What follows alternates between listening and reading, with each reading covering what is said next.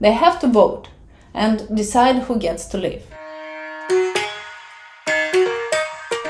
I Read Passengers by John Marrs. Well, let's see what this story is actually about. He is a British author and a former journalist. One small detail I liked is that the idea for this book came from a conversation with his editor, who asked him to write a story about self-driving cars. And honestly, he doesn't just introduce that idea, he actually developed it enough to make it very uncomfortable. This novel is a bit tricky to explain. There is a lot going on, and it's told from the perspective of 7 different characters with different backgrounds, genders, and age groups. So basically, this is set in near future England, where self-driving cars have almost completely replaced the ones we drive today. These new vehicles are affordable, environmentally friendly, everything works exactly as it should, and thanks to AI, the number of accidents have dropped dramatically. Everything is just great, until one day. And of course, something has to go wrong. It's a thriller after all. That's the day when 8 people suddenly become prisoners in their own cars and hostages of someone who has hacked the system. And that person, the hacker, starts a live stream and gives the audience a chance. They have to vote and decide who gets to live. Of course, the people in charge at first refuse and try to outsmart the hacker. But every move they make is immediately countered, and very quickly the number of hostages drops dramatically. And what makes it even more unsettling is that the hacker is not presented as a complete villain. He actually gives the remaining hostages a chance to speak.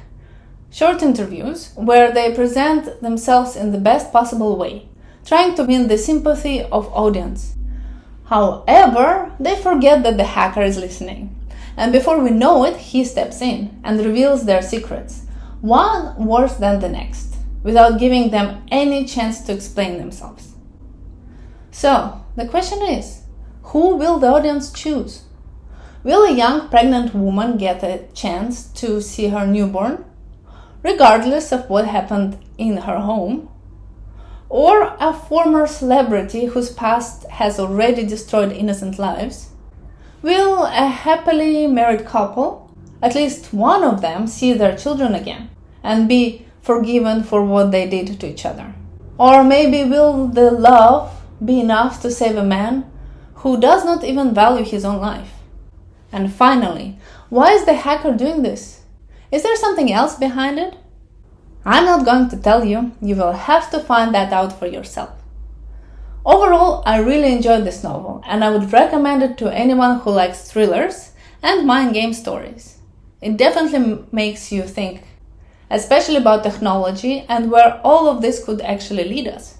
I really like the way John Marrs, similar to his other novel, The One, keeps constant tension, while building those small individual stories that slowly come together.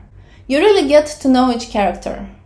Plus, every chapter ends at just the right moment. So you keep reading even when you probably should stop. This is definitely not a bedtime read. It will keep you awake until you finish it. And also I like how he shows the power of information, how easily it can be manipulated and how much it shapes people's decisions. It really makes you think twice before you judge anyone. Another plus for me was the ending. It was not what I expected, but more importantly, it actually answers all your questions. You're not left guessing. I think John Marrs is insanely good at coming up with ideas that feel super exciting at first, and then slowly turns them into something quite unsettling once you see the consequences. Serious enough to make you paranoid. I'm just happy that he didn't write anything about smartphones before they were on the market, because then I probably would still have an internet-free old phone with buttons. A small minus for me was the timing. It sometimes felt a bit off. The time the hacker gives does not always match what is happening.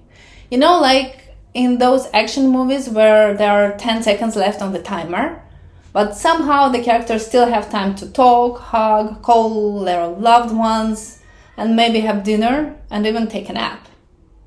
So, tell me, Would you feel comfortable getting into a fully automated car with zero control? Personally, I don't think I'd fully trust it. What about you? Okay, now that the safe part is over, come, join me in the next video where we are actually gonna talk about what really happened. See you soon!